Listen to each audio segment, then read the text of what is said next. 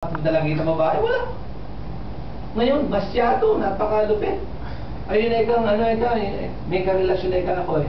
11 taon, 12 taon. Nung panahon namin, walang ganun. So it only proves na talaga ang mundo ay masama.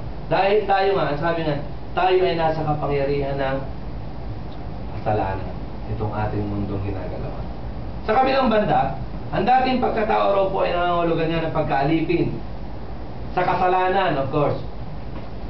Ano daw po mga gawa ng laman?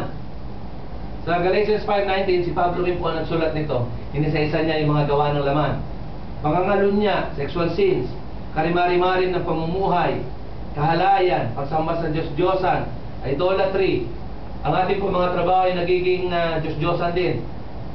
Kapag mas gusto mo pang nasa trabaho kaysa magsimba, mas gusto mo pang nasa trabaho kaysa makipag-usap sa mga kapamilya mo. Ano mo? Mas gusto mo pang nasa trabaho kaysa ibang ginagawa. Ginagawa mo ng Diyos ang trabaho. Ang salapi, ang trabaho, ang pamilya. Mas gusto mo pang alibay mo kasi pumunta kami ng pamilya ko sa beach. Hindi mo na kami sisimba. Ha? Ganyan po eh. Ha? Hindi po yan tama. Yan ay kinaklasify din sa pagsamba sa Diyos-Diyosan. Eh, ilalabas ko kasi anak ko eh. Kaya hindi mo na kami sisimba. Napakadali sabihin namin pamilya, mag-drive lang kami sa beach. Diyan muna kayo, hindi na kami sisimba. Tama na yan. Diyan lang kami sa beach. That's idolatry.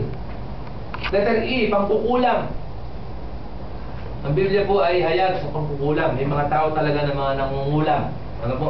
Mayroon talaga mga mangkukulang. At ang pupuntahan nila ay ang impyerno. Kahit sa atin sa papaya, di ba, may mga balibalitan na mangkukulang, may kasi ganun.